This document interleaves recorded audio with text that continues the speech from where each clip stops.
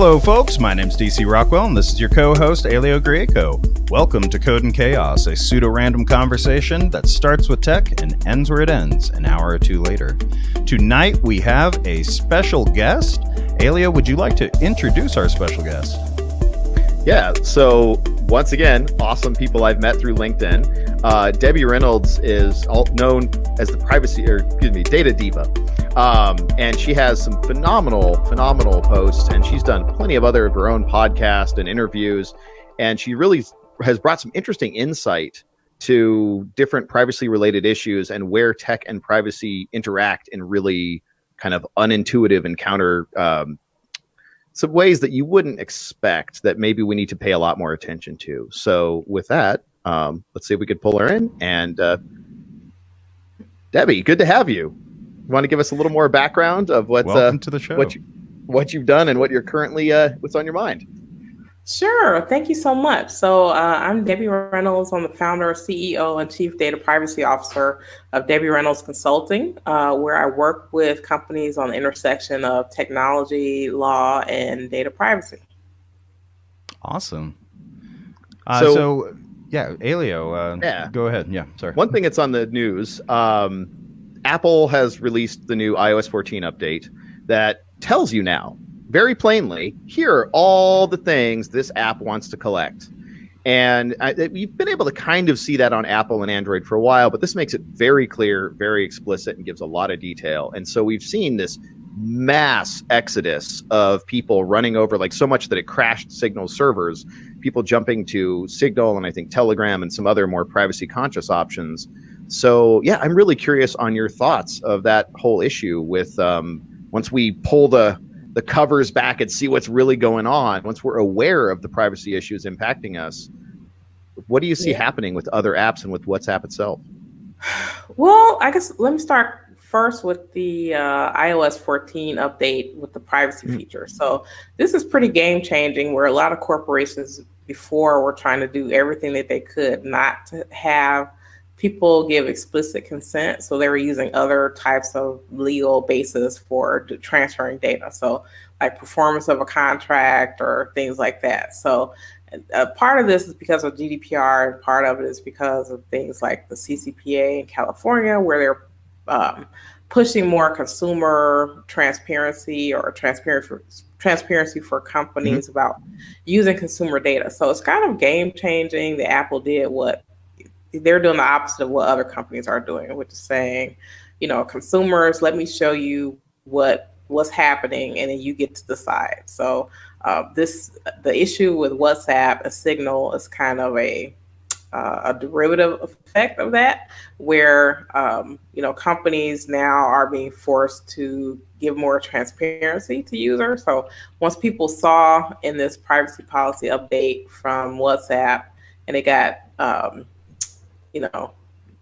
turned over onto the web, people are just kind of going nuts about it and started trying to get out of WhatsApp and get into sort of new messaging tools. It's weird because WhatsApp was before Facebook bought it, this is like the privacy lovers tool, right? It was people who got WhatsApp, they got it because of the privacy feature. So then when Facebook got it, when they got their the approval to purchase WhatsApp, they made promises to the EU and the US about what they wouldn't do with the user data. Like they wouldn't combine it together, they wouldn't sell it. And unfortunately, Facebook had gotten into a little bit of hot water in the US and the EU by regulators because in some instances they were doing that already. So the privacy update is just them kind of like pulling the covers back and saying, hey, we're going to do this. So it's kind of people are upset now about it because obviously they put in the privacy policy, but this was always the plan, I think, for WhatsApp. Yeah. Well, this is a good example of something that I call an ownership transfer attack. And you have one organization that has the right to data. And we've seen this in extensions in the Chrome App Store, for the web extensions you use in Chrome and Firefox, where popular extensions, the original maintainer will sell that to someone new, and suddenly they already have the user base, and suddenly you'll see those of us running egress firewalls, oh, interesting. There's a whole bunch more data going to new hosts after that transfer. And I see this as kind of an extension of that, where even though, yeah, technically they had been owned by Facebook for a while, this move of officially pulling it under the Facebook umbrella, I see as a great example of a very large scale and very visible ownership transfer attack. I guess, what are your thoughts on just in general ownership transfer of companies and all the data they already own from the consumer and the corporate perspective? I think it's a problem because when you sign up for something, you think it's doing one thing, but like you're saying, company, like if you download an app, they could change tomorrow. They could change what they offer. They could change their terms of service. They could change everything. But it really isn't fair to the consumer because you're like, if I had known that, I would never have chosen this application. So now we're having people, rightly so, being upset and also being able to say, okay, because I want my privacy and I don't want my data to be sold, I want to look for an alternative that actually does what WhatsApp was supposed to be doing or had been doing many years ago. I've never heard the concept or the term ownership transfer attack, but this does seem to fit the bill pretty well. For example, the founder of WhatsApp, I think it's Jan Koum, I'm not sure if I'm saying it right.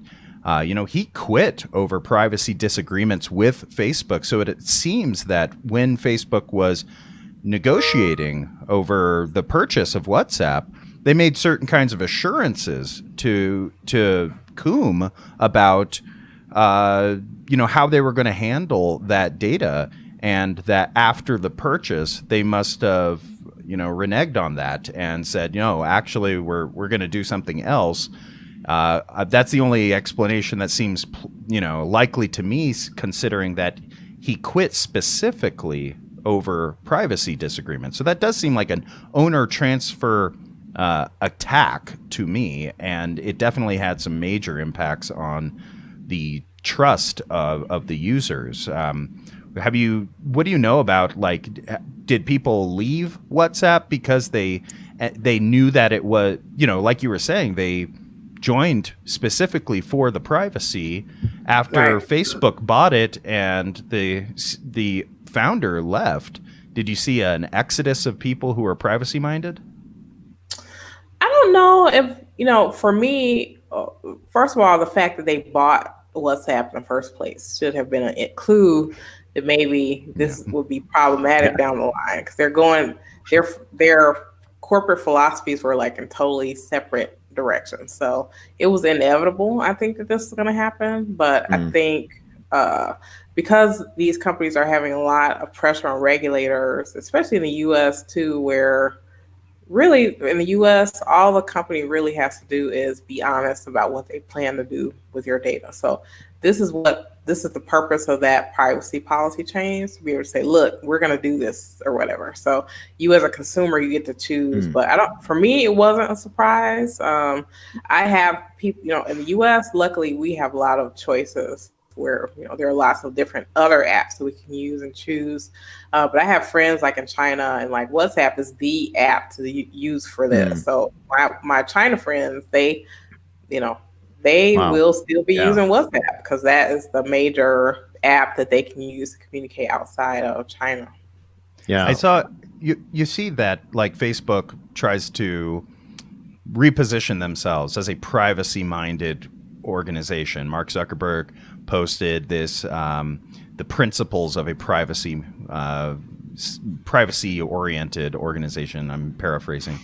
However, it does seem like that flies in the face of experience, because when I saw that Facebook bought WhatsApp, my first thought was, well, there goes the neighborhood there. All these folks' data is now going to be centralized. It's going to end-to-end encryption is going to be taken out, and that's that. And then afterwards, you see, Koum leave. You see that this does come to pass, that Facebook does not want end-to-end encryption. They do want the ability to read the messages in there, so this way, presumably, they can do targeted ads, or they can do some sort of data mining on the messages that are going through, at least, if not possibly, some sort of dark contractual agreement with the government with the U.S. government, that they must provide a back door to these messages or something like that. So it just, to me, it's, Facebook is synonymous with poor privacy, poor data collection, practices. I think you alluded to, all you have to do is see the Facebook name and you pretty much know what direction this is going to go. Right. Yeah. It's even when this let me back up. So there is tension in the U.S. about Section 230 of the Communication the Stored Communications Act. I'm sorry, the Communications Decency Act. Communications Decency Act, where the U.S. and the EU, especially, are looking at these big tech companies about sort of moderation of commentary that people put on the web, and then obviously the Capitol attacks happen, so that sort of puts an exclamation point on that. But a lot of that is about companies being as transparent as they can be, but also being responsible. So I think transparency and responsibility isn't something that we've seen a lot of, and I think in order for these companies to sort of dodge situations where they're going to be more heavily regulated in those areas, that they'll have to be that way. So I think this was a step for Facebook to say, look, we're going to be transparent about what we're doing, which is the right thing to do, right? And then I, as a consumer, can make a choice, and then I don't feel like I'm, being lied to or that the wool has been pulled over my head because you said what you're going to do. With this new iOS 14 update, do you see that this is a step in the right direction for consumers to have more choice? And do you see, because I see when Apple does something like this, it's not necessarily because they're trying to, just be good citizens, but that they saw this is a way for them to differentiate themselves in the marketplace and to make their competition look less favorable to everybody. So do you think that others are going to follow suit in order to catch up in terms of market position? I think that they will. So I think a lot of people saw privacy as sort of a pain in the neck. I tell people it's like, eating your vegetables. Like, no one wants to do that. So the fact that Apple did this, I think they were trying to say, we're going to take this step that no one wants to take, which is letting consumers choose or being more visible with them about privacy. And then people are going to trust us. So I call it the trust wars. Apple basically started a trust war where people are getting wiser about their data, like people are having hacks and stuff like that. So they're being more cautious about who they share their data with. So if Apple is winning the trust war, which they are right now, people are going to flock more to Apple. And I think they said last quarter they had like a record-breaking amount of commerce. I don't think it was on their apps, or it was like a ridiculous, $56 billion, some ridiculous number. Wow. So I think that as companies start to see what Apple is doing and see that, if I am privacy conscious, instead of, treating it like I'm, taking castor oil or medication or something, this could actually, improve my bottom line because people really do care. So I think the thing about the WhatsApp thing that's been interesting to me is that once people saw that privacy policy, they just went bananas. So a lot of people think, no one really cares about their privacy. I'm like, I don't think that's true. I think if you tell them honestly what you plan to do with their data, they'll be like, what? I've never had a conversation with someone and told them, what's happening with their data, and then have them say, I don't care about that. Like, I've never had, once someone tells you the whole story, you may agree to up to a certain point, and then you'll be like, I don't think I want that. That is super. Well, sorry, I just wanted to in with that. Oh, sorry. I had one thing I want to really get in. Sorry to interrupt, DC. Yeah. But I have so many questions. But the main one is, given that when you actually tell people what's going on and they have an option to opt out, they tend to, and when it comes to privacy and invasive, data collection, this idea that you can opt out. There's this idea in classified, in circles where you deal with classified data, U.S. military, DoD, et cetera. Once you leak data, it's out there. There's no putting the toothpaste back in the tube, genie back in the bottle, any of that. So if you've already been using one of these apps and they already have a ton of data, do you think there's a way to meaningfully kind of opt out and say, no, that's not okay. I'm not okay with the policy change, or I haven't been okay and I'd like to revoke access. Is that meaningful? Can that meaningfully be, I think it'll make a difference for anyone who's not yet born. So how about that? So you're not yet a glimmer in someone's eye yet. I think it will make a difference for them, because now they're entering an age where they can stop this sort of data dissemination, or their parents can, from a very early stage, where a lot of stuff about us is already sort of out there. Yeah. And not only is it out there, companies have taken it a step further where they're creating databases that infer things about people, which may or may not be true. Which may hurt you in the future. So let's say you bought like a health tracking app or something. So it's checking you're entering in maybe your cholesterol, it's checking your heart rate and stuff like that. And you think you're using it to be healthy, but because these are consumer apps, it's not protected by like Hipaa or anything like that. So let's say they sell it to like a marketer, and the marketer sells it to an insurance company. And then you get denied insurance because of something that they saw in your Fitbit that they never had to even tell you that they saw. So it's like, okay, that's not good. Yeah, that is such a good point. I wrestle a lot when I'm talking about privacy with laymen that they say, well, I have nothing to hide. I don't care what people do with my data.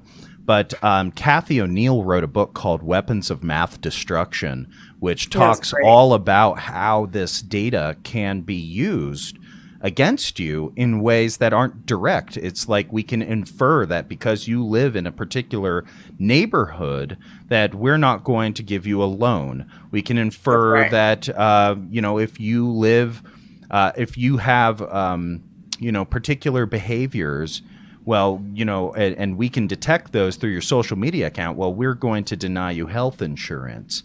Things like that bring it home. And a really great point you made, which I had never thought of, which is, maybe I don't need to like tell them. I've always focused on telling them, well, here's what they're gathering about you. That's not the question. It's how are they using it? And when you explain how they're using it, if you could really outline this to them and say, well, you see, this information is going to be used to determine whether or not you and possibly your kids will get a loan, now and in the future. It'll determine whether or not you can have this particular apartment. It'll determine whether or not you're going to be approved for a school loan. That right there puts the job of figuring out how it will impact them back in their own hands, and lets them look at it and go like, wait a minute, maybe there are some things that I don't want people to actually, gather about me, and it lets them change their own mind. It's like a Socratic method of getting them to reevaluate their position concerning privacy.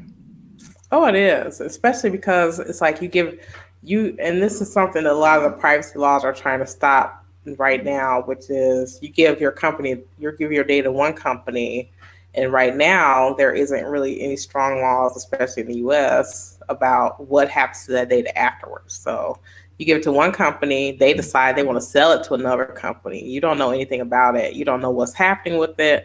They don't ever have to tell you, like if some other company uses that against you, they don't have to tell you that's where they got the information. Wow. So there's a lot of loopholes there that have to be, taken care of.